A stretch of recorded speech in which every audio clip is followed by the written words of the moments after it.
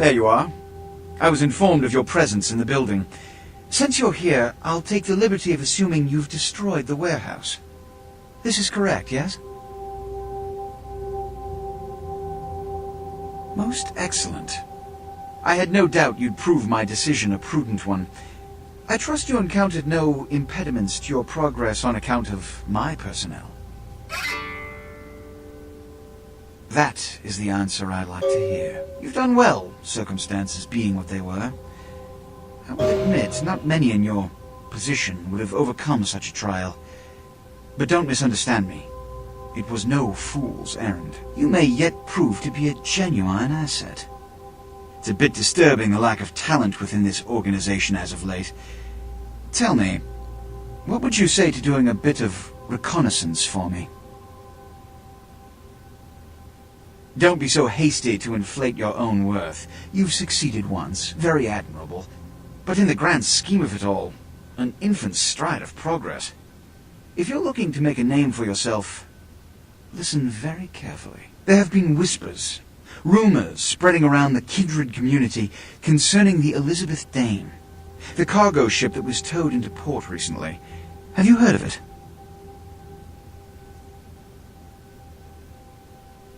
The Dane was found out at sea.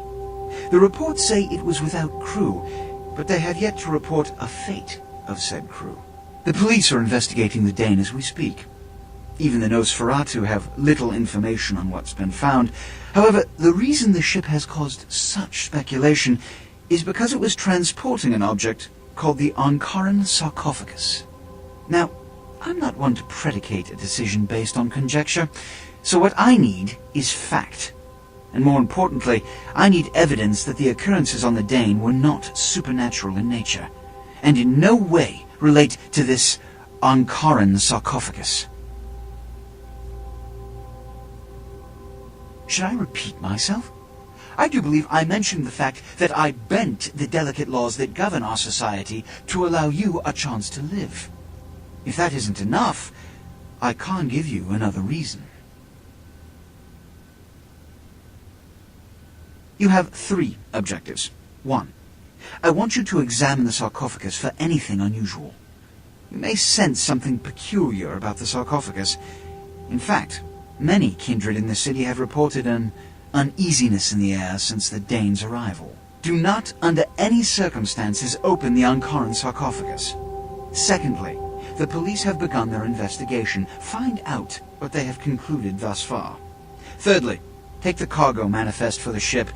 I want to find out what else it was carrying. The last thing we want is police aware of our existence, so be careful what you do in front of them. And unlike the warehouse, you cannot wholesale slaughter a ship full of lawmen without consequences. Is this understood? None. Oh, and it has come to my attention that you had an encounter with Nines Rodriguez earlier. The man so does love to throw that cretinous charm of his brashly about. What exactly did Mr. Rodriguez say?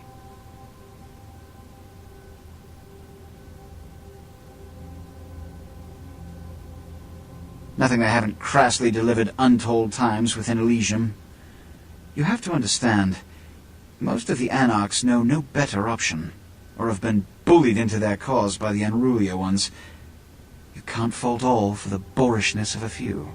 Now that that's out of the way, I trust you're prepared to leave for the Dane. I suppose I can spare a few seconds. Yes, it's common knowledge. I was born in Calais, France, over 200 years ago. When I graduated from the Royal Military Academy, I joined Napoleon's army.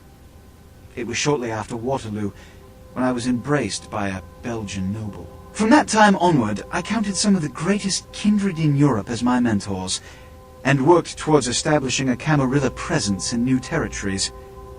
In 1930, I came to the Americas and staked power in New York. Soon after, I headed west to claim domain. I'm Ventrue, but I don't disparage any of the other clans. All are equally important in maintaining the foundations of the Camarilla, and the elders of each serve as my counsel. Yes. You've met Beckett? Yes. He did pay me the courtesy of announcing his presence in my city. He's lionized in kindred society, by most.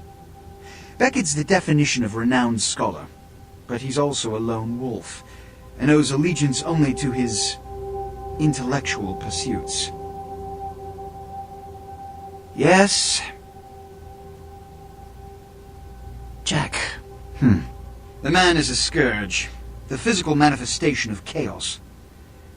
Whenever he makes an appearance in one city, it is only a matter of time before a calamity is attributed to his latest lark. Yes,